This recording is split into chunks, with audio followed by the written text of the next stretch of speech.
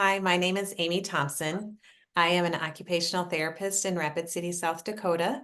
I have been an OT for 27 years and have worked in a variety of states before we moved here. I work currently 2.5 days per week for Rapid City area schools in assistive technology and 1.5 days for them as an occupational therapist. And then 1 day a week, I work for an independent contractor who serves Pine Ridge Indian Reservation Public Schools, Oglala Lakota County Schools, and we provide the occupational therapy there. So in Rapid City, just to give you some background and some geography, we are the largest school district in Western South Dakota and the second largest in the state. We have about 14,000 students, and that's the area that I serve on a regular basis. The state tends to provide a lot of guidance and feedback to our school district because we are one of the larger ones. And so a lot of the smaller school districts will look toward the feedback and guidance that Rapid City area schools receives so that they can sort of model and emulate that based on our state's feedback. So we tend to be an example for some of the other schools in our area. So Judy, would you like to share about yourself? Yes, I'm Judith Schoonover. I'm an occupational therapist. I have been practicing in schools since 1975, had a brief stint as a teacher, and the last 20 some years of my career were spent as an assistive technology practitioner in Loudoun County, Virginia. Loudoun County, Virginia public schools are, I think, the third largest school district in the state of Virginia, very close to the nation's capital. And so there's a lot of attention placed on the schools in that area because people are very aware of their rights and the laws surrounding all sorts of different things. And so I was lucky enough to be on an assistive technology team of, I guess when we started out with one and then grew to five and then went up exponentially from there. But with a lot of opportunities for training and interaction, and certainly not in the same vein as what I'm learning about from Amy. She's really like a voice in the wilderness in some ways, because even though it's the second largest school district in the state, it's a small school district and she's spread very thin. All right. So the reason that I am applying for the Joy Zabala Fellowship is because I have very limited connections in assistive technology. So to look to anyone else for guidance, especially regionally, it's really limited. The smaller school districts in our area tend to rely on the AT3 Center, which is located in Rapid City. But because we're so rural, their organization tends to provide assessments on site rather than natural environments. There's very limited follow-up because of the geography. And also they do a lot of the equipment lending. But in terms of other assistive technology specialists in school districts, there just aren't many in our area. So I began this process of becoming an assistive technology specialist 2 years ago. And at that time, I was basically starting fresh. The previous specialist had been stretched very thin also because she served the district as the specialist for 2.5 days of her week and then had other duties. So her implementation was a challenge for her. And when I stepped into the role, the equipment was quite outdated. There were no resources really, or even references to a caseload. There was no assistive technology process and procedures in place or set up. Our district and all of the surrounding districts, as far as the special considerations on the IEP, it was always checked no, with some rare exceptions if the student received instruction from the blind and visually impaired teacher, the audiologist, and sometimes as AAC devices would be listed. But it was very and is very limited. I've made some progress through training opportunities, but it's very much a work in process.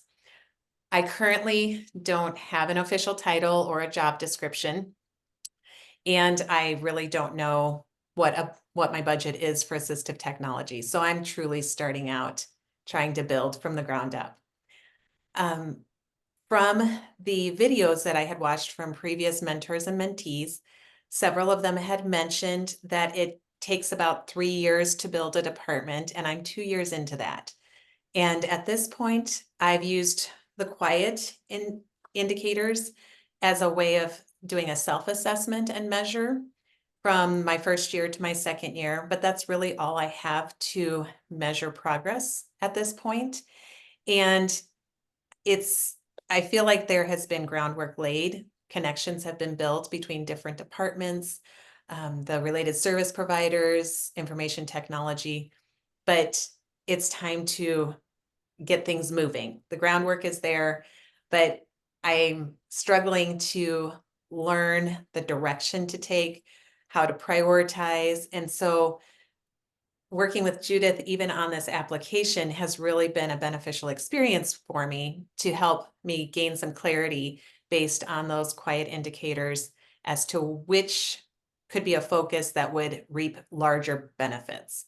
So we've decided to focus on assistive technology consideration, professional development and training so that staff is more aware of what's currently available, and also me making more contact, having presence in the schools so that they're comfortable not only seeking the devices, knowing where to find resources, but also seeking assistance in the assistive technology service. Judy, would you like to add anything about our process so far?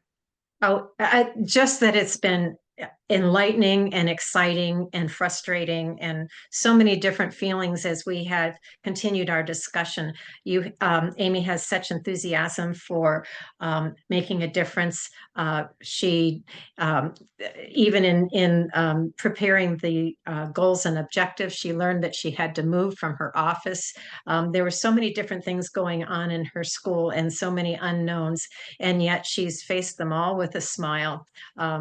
And it was really fun to kind of look back as to where the team that I was on, how we got our beginnings and some of the missteps that we made and some of the real positive things. And I think in our discussions together, Amy and I realized that it's really all about the people.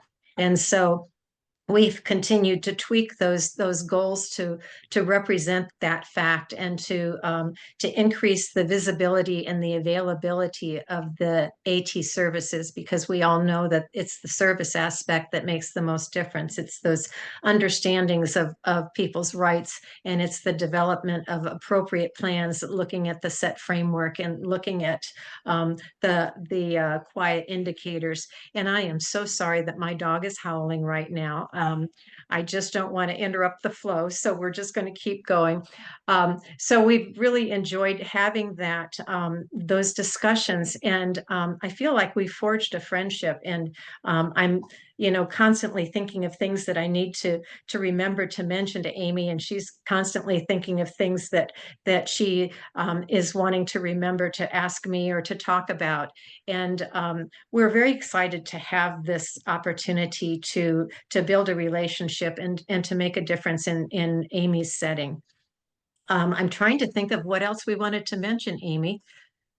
I think that covers most of it. We're just looking forward to having the opportunity to work together to support the staff who are serving the students and to get the assistive technology out there to the people who really need it. And by having this partnership and mentorship, I think I'll have a little bit more confidence in moving forward in doing that and the methods that might be most effective.